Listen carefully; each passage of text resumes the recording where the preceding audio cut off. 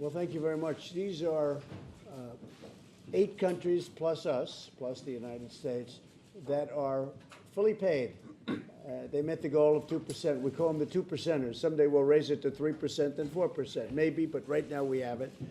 But these are countries that have not been delinquent. They've been, in some cases, even more than 2% because they feel so strongly about what we're doing. And that's really a sign of respect for the United States. And one of the gentlemen, I won't mention who, but said it's so important to have the United States as a part of NATO because of what we've done. And just to make you all feel good, we will have spent under what I've done, $2.5 trillion on the military, $2.5 trillion. So that pales in comparison when you look at what we're talking about, right? So but it's 2.5 of the greatest equipment in the world, every form of equipment known to mankind or womankind. So I just want to thank these great countries, and they are great. They become friends of mine in many cases, and they're very respected within their own countries. But these are countries that have met the goal of 2%. We have, unfortunately, a large number that haven't met the goal. Some are very close, and they will be. We've received an additional $130 billion a year. And I guess if you go back 3 years, it's perhaps even more than that. But I've been doing this for 3 years. And the Secretary General will tell you in a few seconds. He's going to say a little bit about it. But when I first came, it was like a roller coaster down, not up, down. It was all the way down at the lowest point ever. And since then, we've gone up massively. Now it will be by far the highest point ever. So it's a great organization, and we owe a lot to the Secretary General. He's been fantastic. He's done really a fantastic job.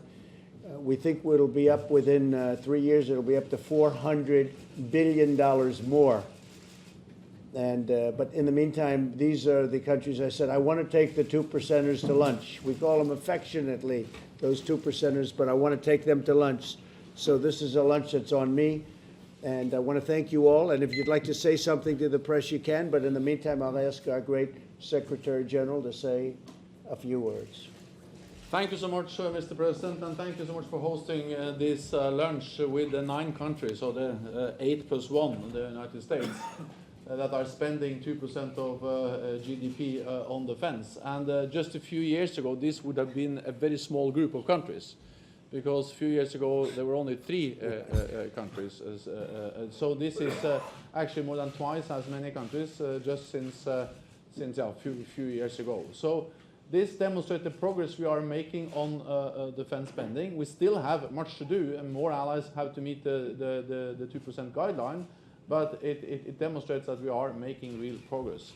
It also demonstrates that your leadership on defense spending, Mr. President, is having an impact, because more allies meet the 2% guideline. All allies have started to increase. The majority of allies have plans in place to meet the 2% guideline by 2024.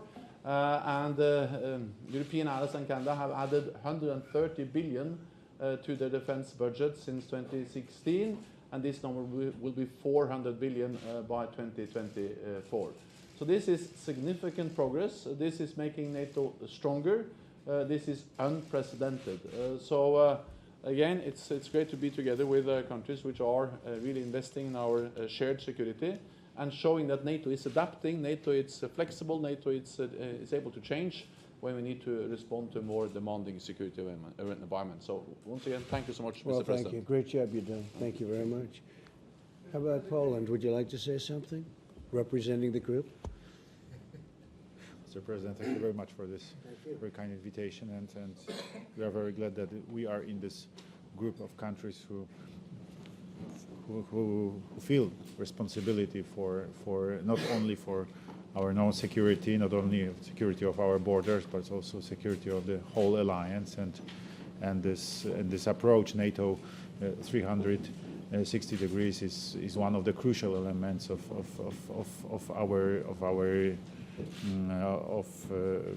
our alliance and unity. Yes, we had very good discussion today, and we have, in my opinion, very important decision, and this meeting today was the next step, and it shows that we are united and we are together, and that NATO alliance is still alive and is in very good shape. It is, indeed. I think he would get fantastic television ratings with that, with the way he made that presentation. How about my friend? You want to say something? Yes, thank you so much for inviting us. I think this is an important sign for NATO because we are, except for you, we are not the richest countries. And still we believe in NATO, we believe in the unity of NATO, and we believe that NATO is extremely important for all of us. So instilling this idea of burden sharing is extremely important, and I think our colleagues will follow our lead. So thank you. They will, actually. And if they don't, we'll get them on trade. One way or the other, they're paying, folks, that I can tell you. Thank you all very much. Appreciate it. Thank you. Thank you very much. Clarify, sir, did you cancel the news conference? You're still going to do it?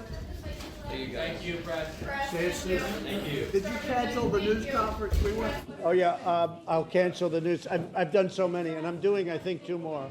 We're meeting with Italy and Denmark, so I'm doing 2 more. I think that's enough. There'd be nothing to say. So I won't be. You'll let the word out. But we are doing Denmark and Italy right after this. So we're staying for 2 more bilats. And the press will be invited. Okay?